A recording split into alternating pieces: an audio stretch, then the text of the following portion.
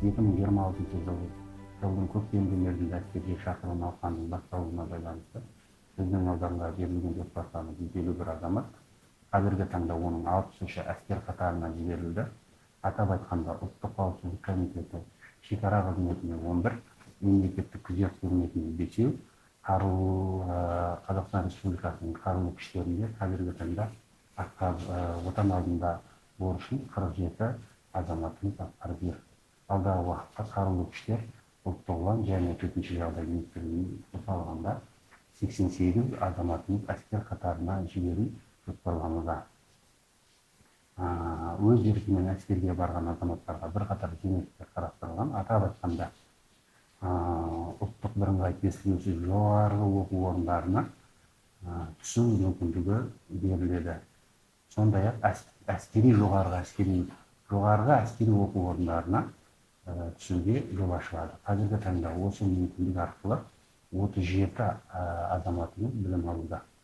Егер азаматтың жоғарғы немесе орта білімі болса, ол әскери қызметті 6 ай мерзімде өтеп, қалған 3 жыл мерзімде келісімшарт негізінде жалғастыра алады. Қызмет барысында әскери қызметшілер тұрақты және уақытылы жалақымен, тұрғын үй төлемдерімен, коммуналдық қызмет шығындарымен, тегін медициналық қызметпен және сауықтыру жәрдемақысымен қамтамасыз етіледі. Сонымен қатар жыл сайын еңбек демалысы беріледі. Қоғамдық көліктерге тегін жүру және киім-кешекпен толық қамтамасыз ету қарастырылған. 25 жыл еңбек өтілімен зейнетке шығу мүмкіндігі бар. Тағы да бір маңызды мәселе, әскерге шақырылушының банктер алдында несиесі болған жағдайда ол 14 ай мерзімде тоқтатылады. Қазіргі уақытта әскери қызметіне жалтарып медициналық тексеруден өтпей жүрген азаматтарға Қазақстан Республикасының әкімшілік құқық кодексінің 647, 648 және 493 баптарына сәйкес айыппұл салу жұмыстары жүргізілуде. Сонымен қатар Қазақстан Республикасының қылмыстық кодексінің 387 бабына сәйкес қылмыстық жауапкершілік қарастырылғанын ескертеміз. Әскерге шақырудан кейінге қалдыру мәселесіне келсек, ол білім алушылар отбасылық жағдайына және денсаулығына байланысты заң аясында беріледі. Әскердің жақсы жақтарына тоқталсақ, жас сарбаздар кәсіпке үйренеді, физикалық және рухани тұрғыда шыңдалады, әскери дайындықтан өтеді, сонымен қатар әскери билет алып, болашақта мемлекеттік қызметке орналасуға мүмкіндік туады. Әскерге бару әрбір азаматтың отан алдындағы қасиетті борышы деп білемін. Түркістан облысы Түлкібас ауданының жастарын әскерге баруға шақырамын. Бала барамын деп тұрса да, анасы жібергісі келмейтін. Мен айтар едім, ол үйдегі тәрбиеге байланысты.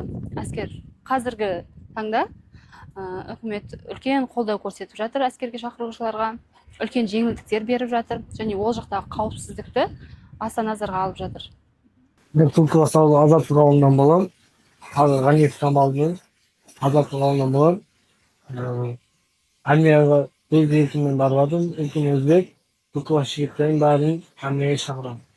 Есімім Ахметов Арман Айтжанұлы, Қалқожанұлы елінің тумасымын.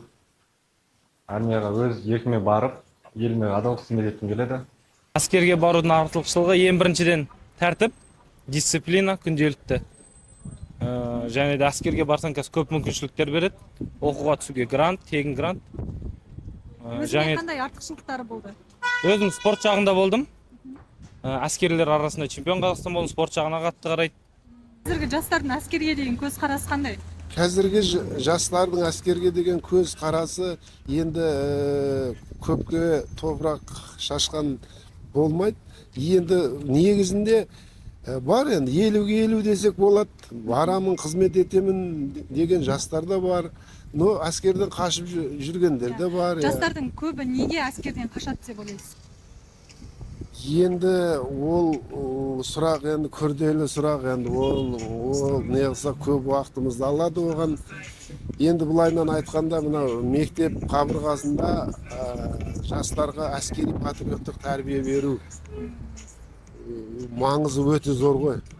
Ал оған енді оқу материалдық база дейді, жеткілікті болып неғып тұрса, жастар қызығады. Неге қызықпасқа?